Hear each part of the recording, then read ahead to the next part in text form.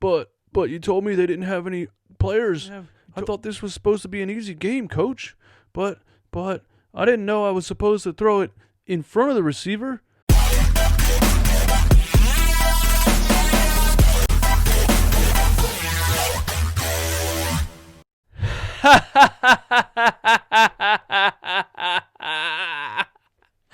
Let's go! Let's go, man! Ooh, it's time to troll, baby. It is time to troll. What is up, guys? My name is DJ Eastwood. This is Run It Back. As always, hit that subscribe button if you like talking Philly sports every day. Listen, man. The Eagles, the injured Eagles with practice squad players and one of the worst defenses in the league the past couple weeks just beat America's team. America's team? Really? Yes, really. That just happened. And it's just like I told you guys in my hype video, man. You know why the Eagles won and the Cowboys lost? Because they don't have anything in here. They don't have anything in here. You saw it. You witnessed it. There's no heart in that team. Their team versus our team on paper isn't even close. Ezekiel Elliott, Randall Cobb, Amari Cooper. Dak Prescott's supposed to be good. I mean, Skip Bayless thinks the guy's an MVP every year. Their defensive line, their offensive line, their secondary, their linebackers, everything on paper is better than us. And my quarterback, number 11, who's been hated on this whole season, my quarterback, where's the TO screenshot? My quarterback, man, that's my quarterback, goes out there with a practice squad wide receiver, a practice squad wide receiver, a practice squad tight end, a rookie running back, and a rookie wide receiver. That's his offensive weapons. And he goes out there and gets the job done against these stinking Cowboys. The stinking Cowboys. It doesn't matter what players they have on their roster. They got no heart. They haven't won anything since 97 for a reason, man. Here's a picture of Jason Garrett that sums up the whole game.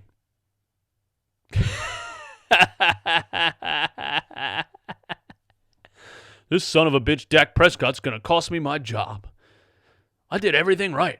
I got receivers open in the middle of the field. I got receivers open downfield. This son of a bitch can't throw the damn ball. I feel you, Garrett. I feel you. Dak Prescott stinks. Dak Prescott is so overrated. He missed so many wide open throws. So many. And that's not good for us in the long run because our defense still looked meh. There was a lot of wide open guys in that zone. Dak just can't hit them for some reason, dude.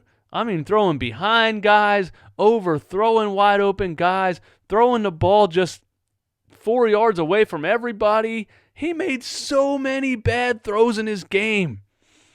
Dak Prescott was 25 for 44, 0 touchdowns, and a 74.5 passer rating. That's a 56% completion percentage. And he wasn't being hit. He wasn't being pressured. We hardly got to him the whole game. He was standing back there with all the time in the world and wide open guys and just can't hit him. He's just not good. What do you want me to tell you? My quarterback, on the other hand, 31 of 40, 319 yards, 77% completion percentage, 1 touchdown, 108.2 rating. Now you tell me. Let's put it to rest, man. Put it to rest. Wentz was elite once again with no weapons. The first quarter, they got him outside the pocket. The bootleg play, like I said about my Sixers video and Brett Brown watching my video, I feel like Doug Peterson watches my videos. Oh, maybe I should run play action. Maybe I should get my mobile quarterback outside the pocket. And he's rolling out, throwing the tightest spirals right into guys' hands, left and right. Greg Ward Jr., Robert, what's his name, man? What the hell's his name? Robert Davis. I don't even know the receivers' names because who the hell knows who they are? We just picked them off the street. Just hitting guys left and right, man. Hitting Miles Sanders in the flat, putting the ball on the money on the screens. The one where he was falling back in the pocket, like literally backpedaling away from pressure and threw a dart right through 2 offensive linemen to Miles Sanders for a screen. Oh, my God, man. So many elite throws in this game from Carson Wentz. So many. I just want to give you guys a little bit of entertainment. Right here is my son yelling, "Dallas sucks." Dallas sucks! Dallas sucks! Loop that all day. I'm starting him young, man. He's 4 years old, and he already knows Dallas sucks. Man, the motion, the bootlegs, the play action, all that stuff I said, Doug Peterson did it in the first quarter. Running Miles Sanders up the middle, outside, hitting him on the flats, getting him involved. Man, Miles Sanders was unstoppable in this game. He had 20 carries. I didn't even look how many catches he had. I don't know what his all-purpose yards are. He had 20 carries for 79 yards and a touchdown. In the last play, he could have ran for 30 more yards and a touchdown. He basically had 20 carries for 110 yards and 2 touchdowns, man. I saw a couple of creative route patterns, creative route combinations from our offensive coordinator. We had creative plays. The up and out from Greg Ward with Ortega-Whiteside running the post that got Greg Ward wide open on the right side of the field. Carson hits creative plays to get wide receivers open. Fletcher Cox hyperextends his elbow, goes to the sideline for one play, comes back in with one working arm, and forces a fumble. By the way, on that drive, Zeke had a couple runs, 9 yards, 8 yards, 9 yards. He got most of his yards on that drive and got hit one time, took himself out of the game. Oh, I hurt my head, guys. Come on, bring in my backup, guys. I'm hurt. Sits his ass on the bench. And they put Pollard in the game on 3rd and 1, and he gets stripped by Fletcher Cox with one arm. That's heart. Those players don't have it. Zeke gets hit a little bit, takes himself out of gives himself concussion protocol? Come on, bro. You soft. Ronald Darby still stinks.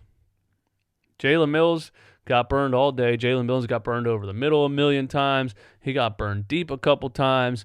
The one time he got burned deep, he didn't even make a play on the ball. The receiver totally drops it, and he stands there and celebrates.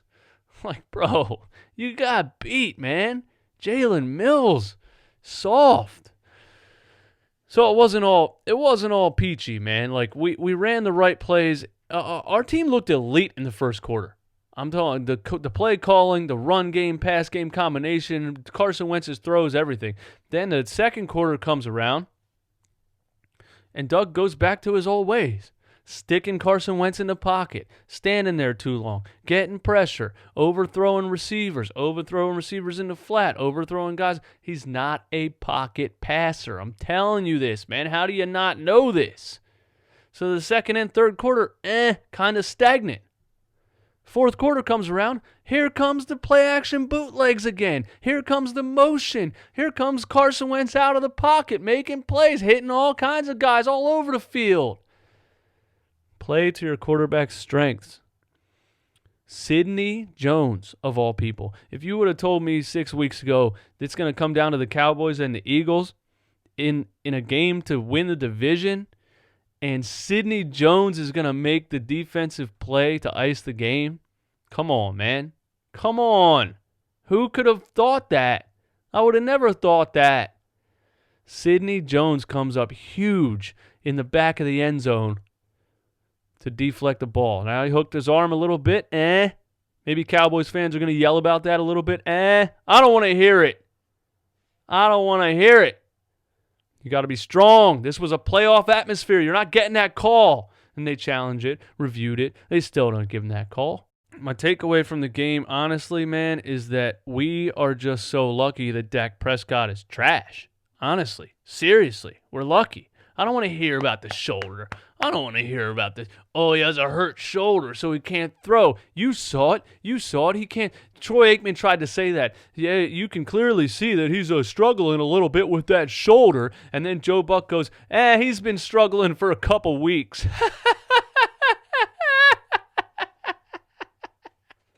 I actually enjoyed the commentary in this game. I can't believe it. Dak is trash. Trash. But listen, when we play a good team with a good quarterback, which is not the Dallas Cowboys, a good quarterback's going to hit a lot more throws than Dak Prescott hit in this game. Our defense could have gave up a lot more points than they gave up. We just basically relied on Dak Prescott missing wide open guys. That's what happened. We had a lot of opportunities in this game to make this a blowout. We were up 10-3. Should have kept the foot on the gas pedal. Doug, for some reason, throws the ball on 3rd and 1 and 4th and 1, takes us out of it.